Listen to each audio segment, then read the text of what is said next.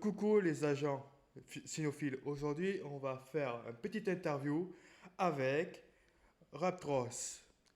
Veuillez, Bonjour. veuillez accueillir chaleureusement Bonjour, bonjour. Bonjour Raptros. Hello matelot.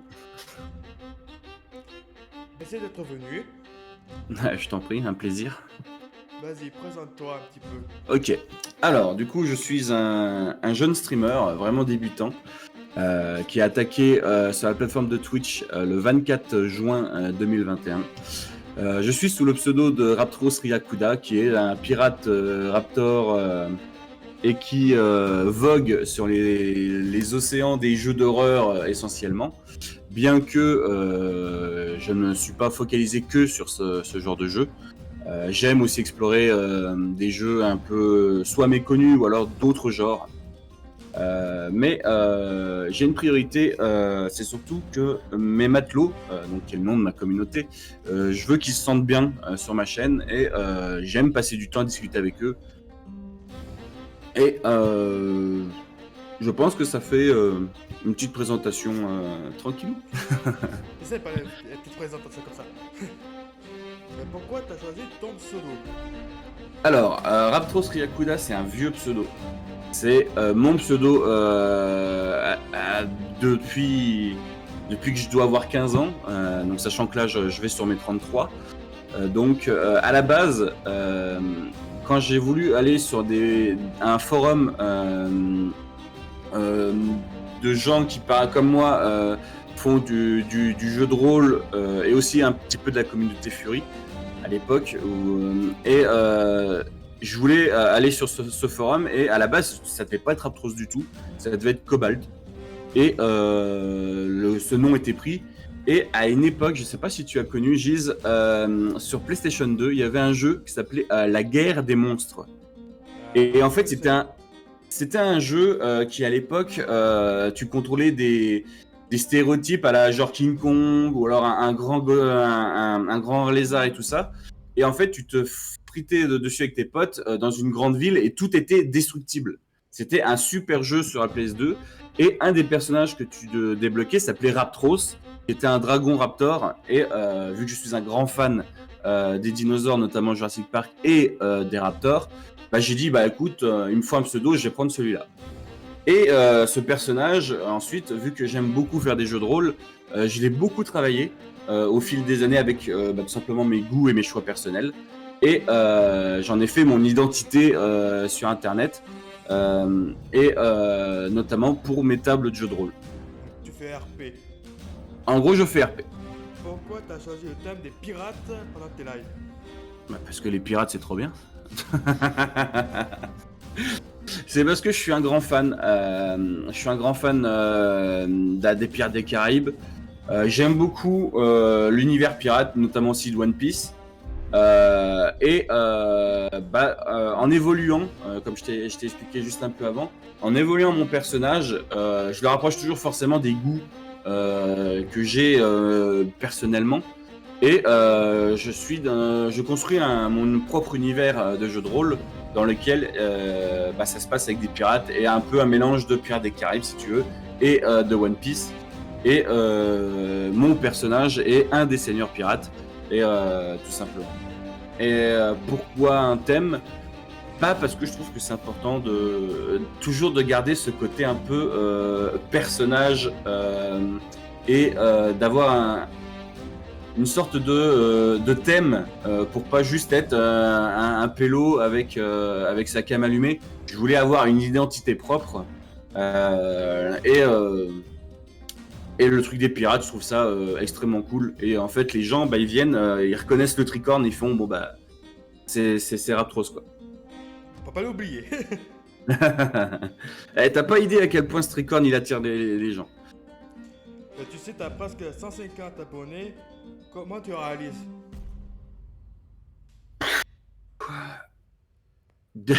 C'est. En fait, j'arrive pas à savoir si c'est un bon départ ou si c'est normal. Tu vois ce que je veux dire? Euh, à la base, à la toute base, quand même, quand j'ai lancé Twitch, c'est juste que la veille, vraiment la veille, j'étais sur le Twitch de Priam Wolf, que tu dois peut-être connaître, et qui est un bon ami à moi, et qui avait fait Blair Witch. Et on a passé un super moment à discuter, à parler du jeu, à parler avec lui. Je me suis dit, mais je devrais faire ça aussi. C'est super cool. Et j'ai lancé. J'étais même pas dans l'objectif en fait d'en faire de rêver d'en faire ma carrière, si tu vois ce que je veux dire. Pour moi, c'était juste, je lance ça parce que j'ai juste à le lancer. Et en fait, je me suis pris d'affection pour streamer.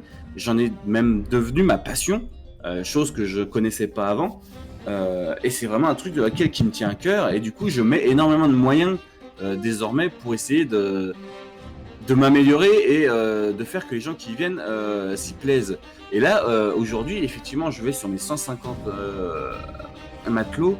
Et je me dis, vache, il y a quelque chose. Après, est-ce que c'est dû à la chance? Est-ce que c'est dû à les efforts qui sont récompensés? J'ai encore du mal, tu vois, à réaliser à quel point ça se passe bien. Et c'est... Toi, je sais pas exactement comment le prendre, en fait. Il y a une partie de moi qui est fière, il y a une partie de moi qui me dit, ok, comment que ça se passe, en fait? J'essaye de mettre du côté des viewers, je fais comment que ça se passe, comment ça se fait que les gens viennent chez moi et qu'ils s'y sentent bien. Est-ce que y a une raison à ça? Et c'est quelque chose que je me pose très souvent la question, Giz. Peut-être c'est l'ambiance, peut-être c'est l'humour que t'as pendant tes lives aussi. Là, j'ai envie de dire, c'est peut-être toi qui es le mieux placé pour répondre à cette question, en fait.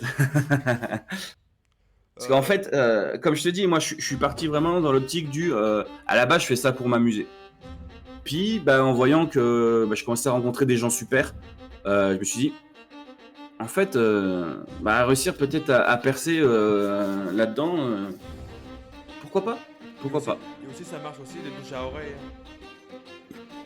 Là, je me suis fait beaucoup à faire du networking récemment. Depuis fin août, parce qu'au début, c'est vrai que j'ai eu la chance, en fait, surtout d'avoir été chopé par Jess le test, qui ensuite m'a fait découvrir d'autres streamers avec une grande communauté. Notamment, fut un temps, j'allais sur la communauté de Léo TV Twitch. Et c'est vrai que j'ai eu cette chance, je pense aussi, d'intégrer cette communauté qui se partageait un petit peu les viewers au début. Et fin août, en fait, après une discussion que j'avais justement avec Léo, où j'ai dit, c'est vrai que on a la chance en fait d'avoir une grosse communauté qui vient, mais qui switch entre Jess, entre Léo, entre moi, entre d'autres personnes encore, notamment Iris Gaming. Et c'est très bien pour commencer. Je pense que ça m'a donné un énorme coup de pouce. Il n'y a pas de, je pense qu'il n'y a pas d'autres termes là-dessus. J'ai eu une chance énorme là-dessus. Mais après, il faut réussir à se faire sa propre communauté. Et ça, c'est un peu plus dur parce que là, il faut que tu ailles chercher vraiment des gens que tu connais pas et qui viennent et qui restent. Et j'ai commencé du coup à beaucoup utiliser Twitter, beaucoup aller chercher moi-même, voir un petit peu d'autres streamers qui sont au même niveau que moi, discuter avec eux, faire des rencontres et tout ça. J'en ai rencontré beaucoup. Et en fait, c'est... pour évoluer, pour grandir, faut bosser, faut aller chercher, faut aller parler de soi, faut aller rencontrer des gens, faut aller simplement montrer que tu existes. Et c'est un énorme travail. C'est un énorme travail. Le plus dur, c'est d'y aller, de faire le premier pas. Oui, c'est toujours délicat. Ça, je reconnais. Mais bon,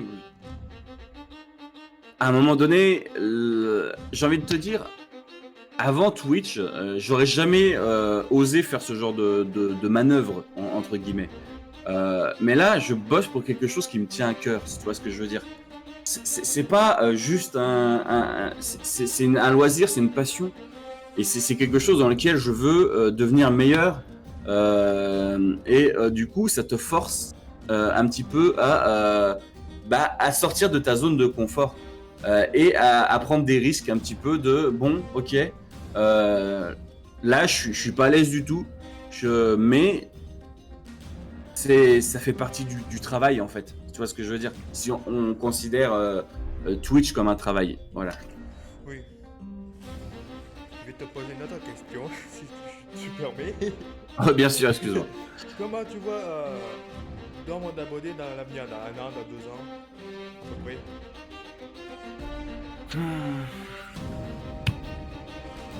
Continuer. Je me vois. Enfin, mon objectif maintenant, c'est plus. Je suis passé de loisir à envie d'en faire ma profession. Ça déjà, c'est ça qui a évolué.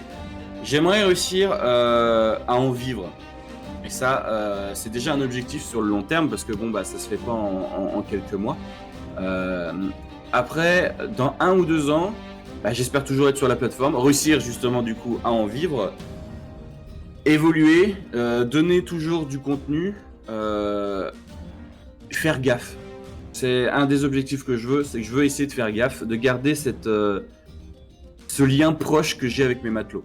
Je sais que pour le moment, c'est peut-être facile quand on a 10 ou 15 personnes qui discutent dans le chat. Comment ça le sera quand j'en serai à plus d'une centaine, si je monte jusque-là.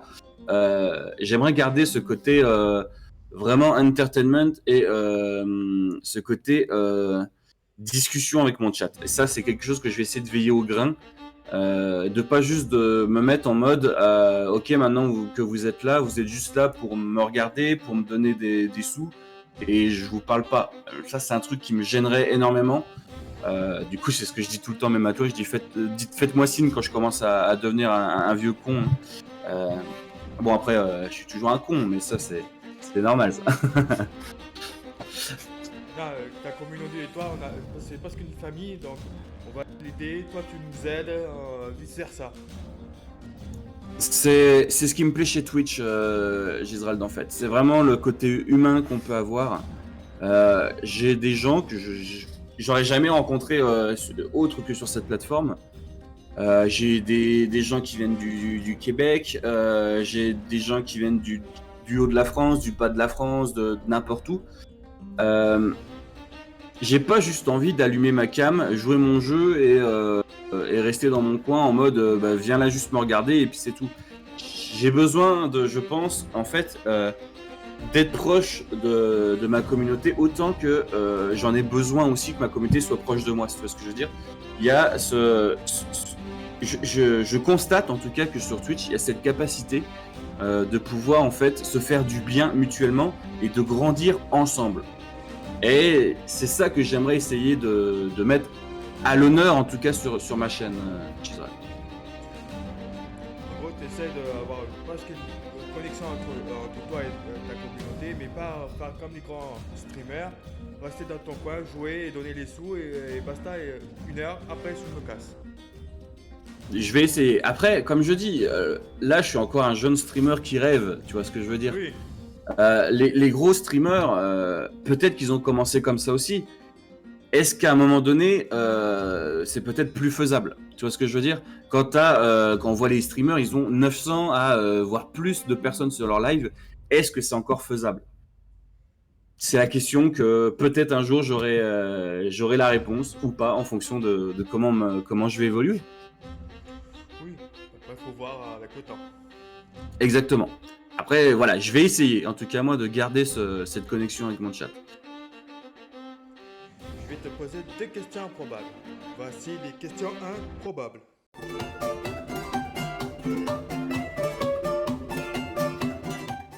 Si la police arrête un mime, est-ce qu'il a le droit de garder le silence?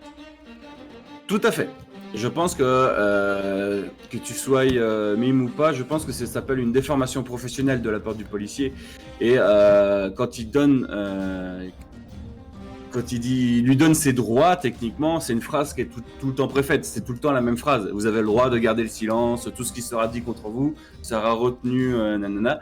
Que tu sois un mime, je pense que tu as exactement les mêmes droits que tout le monde. Et du coup, le policier va te donner exactement la même phrase. La deuxième question. D'où vient l'idée de stériliser l'aiguille qui vient de servir à faire une injection létale à un condamné à mort? Avant ou après? Ok. Je pense que effectivement, je pense que normalement il y a ce souci des bactéries et des maladies. Je pense que il est plus à ça près, le pauvre bougre qui va se faire injecter létalement. Mais je pense que simplement, encore une fois, c'est de la déformation professionnelle et je pense que c'est pour une meilleure pénétration dans la peau, mon Gise. Une dernière petite question, mais ça, c'est pas des questions improbables, c'est une petite question comme ça. Si tu as un message à ceux qui te regardent, Je les remercie du fond du cœur. Ceux qui me connaissent bien savent que dans la vraie vie, j'ai mes propres soucis, comme tout le monde, et qu'ils sont une bouffée d'oxygène pour moi. Et je les remercie du fond du cœur que je ne serais pas où j'en suis sans eux. J'ai ma fameuse phrase habituelle que je dis de toute façon, un capitaine sans ses matelots, c'est juste un vieux pégu sur une barque. J'avance avec vous, tout comme j'avance pour vous. Et je veux que cette aventure continue. Et que je les remercie du coup du fond du cœur parce que c'est les meilleurs matelots. merci. Merci d'être honnête avec nous tous qui te regardent. Un plaisir, Gise. Un plaisir. Ben, si vous avez aimé cette petite interview, laissez un like, un commentaire et abonnez-vous. Je mettrai le lien dans la description, le lien Twitch de Ratros. Allez le voir et soutenez-le. Merci beaucoup, Gise. Des gros bisous à tous.